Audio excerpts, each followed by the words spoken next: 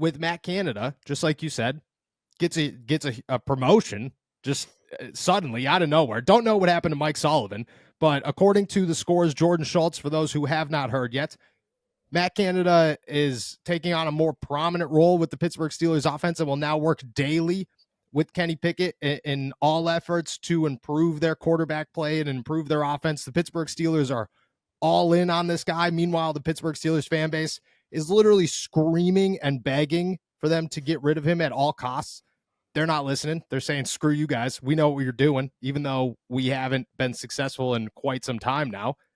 What were your thoughts before we dive into Canada? What were your thoughts when you saw the news of the quote unquote promotion?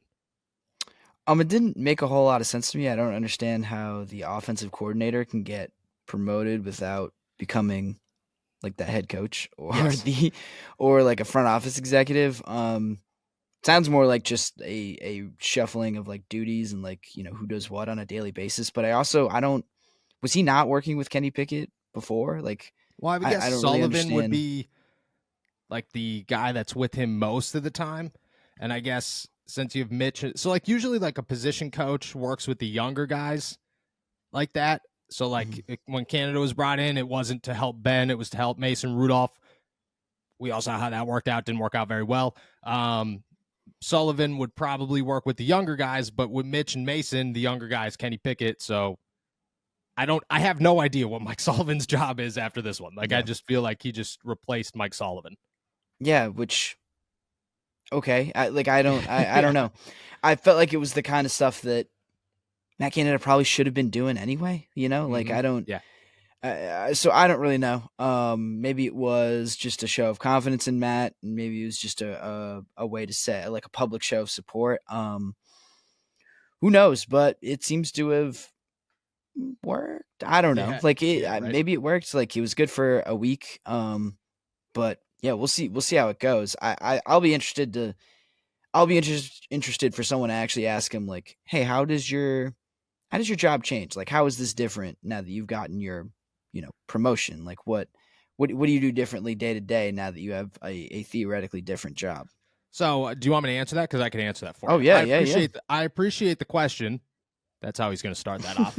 And then he's going to go something like, not much. We're pretty much doing a lot of the same. It's a team effort. This is a group thing. I trust all my coaches. I have full confidence in Kenny Pickett and all of my players. That's probably what he'll say. But I agree with you. Like, I am very interested to see what this promotion is, what this change of duties, like you said. Like, you can't be promoted from an offensive coordinator. I picture it sitting there like the whole offensive meeting is going on, and Mike Tomlin's like, all right, we're going to switch things up a little bit. Matt, you're going to start working daily with Kenny Pickett, and then Mike Sullivan's just like, isn't that my job? What are we doing here?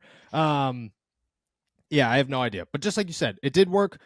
It did work for 1 week, and I'll say this: Kenny, or the offense as a whole, the issues on the field against the Raiders, almost exclusively the players' fault. Like, it was just execution. There was not a game, or there was not a play call where I sat around and went, that was the wrong call, or that was a poor call. I thought it was all fine.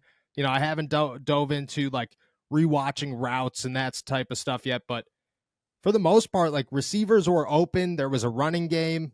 There were issues in the running game, but even like you could go as far back as the fourth or the 3rd and 1 Connor Hayward rush to start the game. Like, I liked that call. Like, it's. Oh, really? I mean, it's not the best call, but like, a fullback dive on 3rd and 1, that's what you do. Like, that's an option that you try out to try to catch guys by surprise. And it didn't work. And, partially because Connor Hayward is not a real fullback, but I think that if you have like a Kyle Kuzja or whatever his name is, Juszczyk, I think. Thank you. Back there, I think that's a first down. If you have a good center, I think that's a first down. And then you come back, and I think the biggest thing is you made in-game adjustments where later you're running a QB sneak there, and you're like, okay, well, the fullback dive didn't work. Let's do a QB sneak. Like, that's huge. We have not seen any of that from Matt Canada yet. Yeah, I think you make a good point about the adjustments. I also do think it helps to have had some semblance of a running game. Yes, going on. Like, I don't know. So they, like you said, it started a little slow, and it wasn't always perfect, but they made a concerted effort to do it. And once they broke a few of those big runs, then you could see kind of some of the stuff they were talking about. Like it's the play action came off of that, and like they were able to hit on some big plays. That was huge too. Who would have thought? Yeah, Kenny was able to use his legs, I thought, more than he has in a long time. Like really effectively. So I mean, like you said, it wasn't perfect, but there were so many of those like little milestones that you wanted them to hit, little things that you wanted to see that gave you a little bit of confidence that this could work, that this could be serviceable. Because like I said, the bar is kind of low when you're aided by a defense that is this good or has been this good for at least the first 3 weeks of the season. You don't have to be complete world beaters to be a competent offense and to get this team to a really good spot.